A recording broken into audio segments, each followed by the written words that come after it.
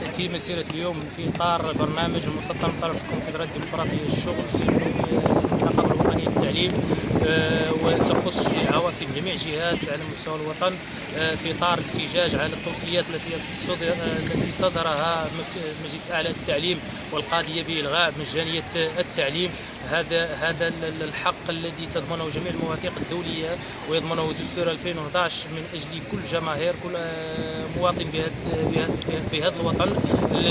وهذه المجانية هي أساس، لأنه الضرب الغذاء الفكري والعلمي والتطور في أي بلد، لأن أساس تطور البلد ركيزتين أساسيتين هو القضاء والتعليم. ومحاولة البعض خوصصة هذا القطاع، خصوصا أن القطاع الخاص للتعليم الخصوصي يعاني مجموعة من المشاكل، مجموعة من